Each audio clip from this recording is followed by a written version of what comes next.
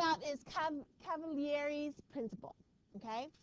And this seems pretty obvious, but when you have to prove it, like with words, it's pretty difficult. So this is, he deserved to have his name on it.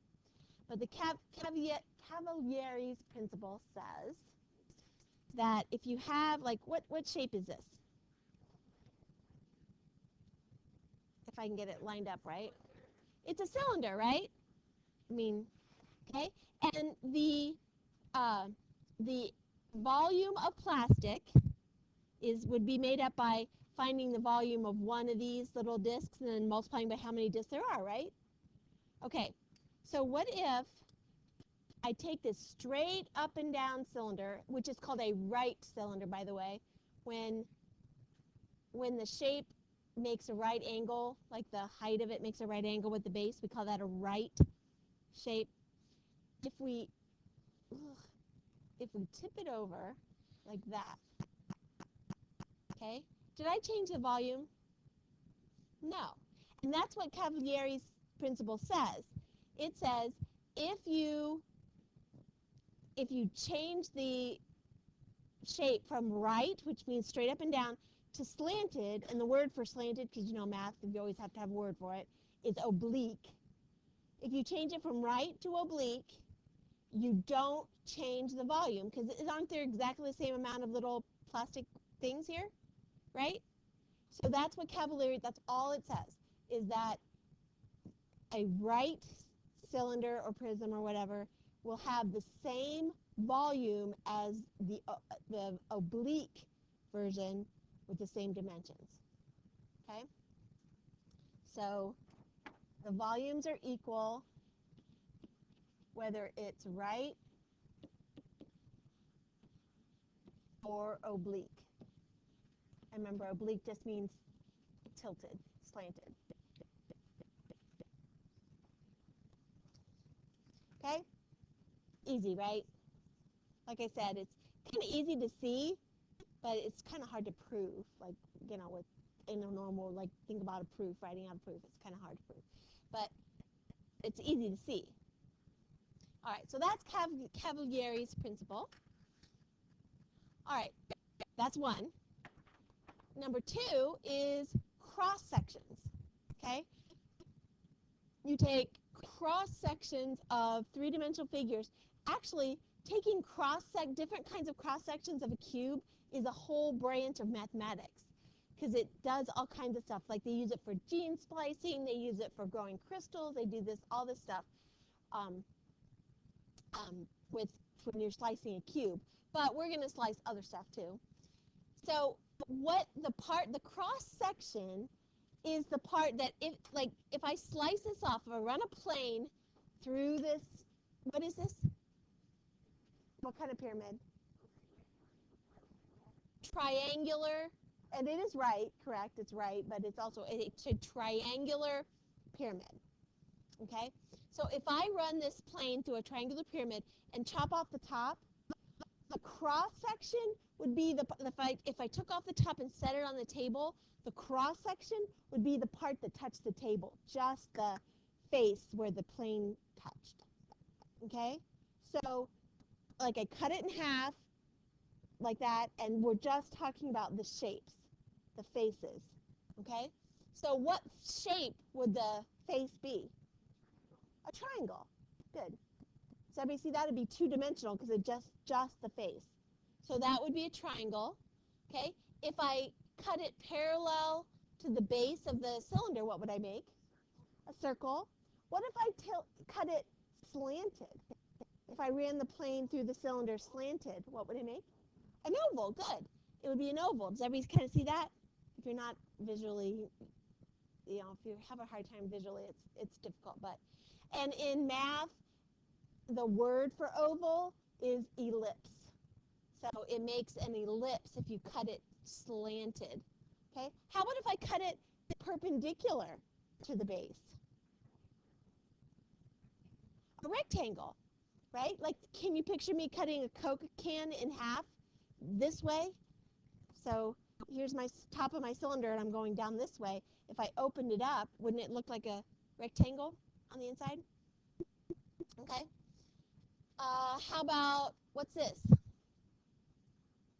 Hexagonal. It can't be a hexagon because it's three-dimensional. Hexagonal prism. Good. It's a hexagonal prism because you name all the stuff by their bases. So I'm cutting parallel to the base, so it would make a what? Hexagon. All right, here's what's that? Cone. I mean, you're one step ahead of us, right? It's a cone, and if I cut perpendicular to the base, it makes a triangle, right? So, do you see those? Okay. All right. And it's really kind of interesting when you're cutting a cube. If we have time, we can go back and do that. But you can make anything from a triangle to a hexagon by cutting different faces of a cube. It's kind of interesting how that works. But anyway, so when we're going to be studying conic sections, and this is the basic design of a conic section, but if I cut through this cone at a slant, what am I going to make? An oval or an ellipse. How about this one? Does anybody know the name of that thing? Right, parabola. It's a parabola. And actually, when you cut through both of them, see how this, because it's perpendicular, it goes through both top and bottom? That's called a hyperbola. Okay? You won't have to know that for yet. Next chapter you will, but not this one. But I just want to show you what those were, because the reason we're learning about cutting them up is because we're going to be using them later. Okay, so that's taking a three-dimensional figure and looking at two-dimensional parts of it. Now let's take a two-dimensional figure and figure out what we can make from the out into a three-dimensional figure. So I have a triangle here, okay? And it's on an axis. See this draw? That's going to be our axis, right? So can you picture a triangle drawn on the x-axis of a graph? Okay? And if I spin it, come on. What did I make? A cone, right? Everybody see that? Right? You make a cone. This one doesn't want to cooperate. So when you spin a triangle on the axis, it would make a cone like that, right? Okay, how about if you spun a rectangle? What would you get? No? A cylinder, right. When you're spinning like this, is there a way to get a corner? No, so they're never going to be prisms. They're always going to be rounded, right? So that one is going to make a cylinder.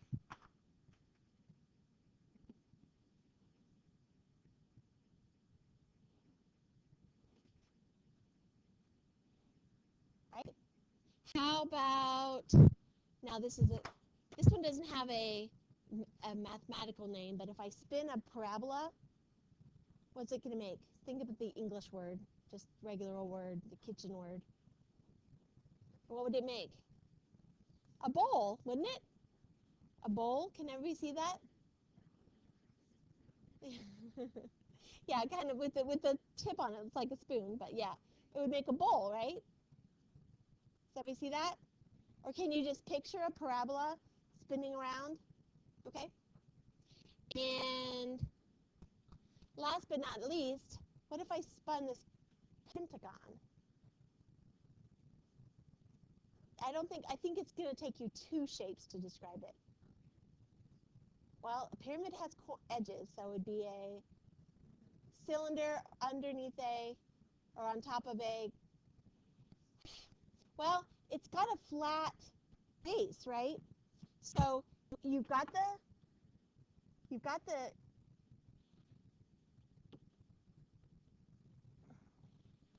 cylinder on top, this part, right? Just this part up here spinning around.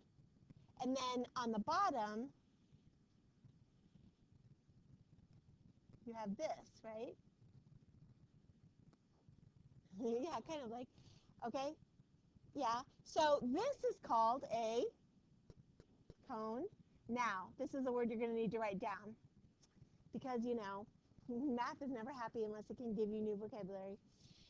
If you take a cone and chop off the top of it, like, can you see the bottom of it kind of looks like that, right? Can you kind of see that? When you take a cone and chop up the top like that, like this one or this one, that is called a frustrum.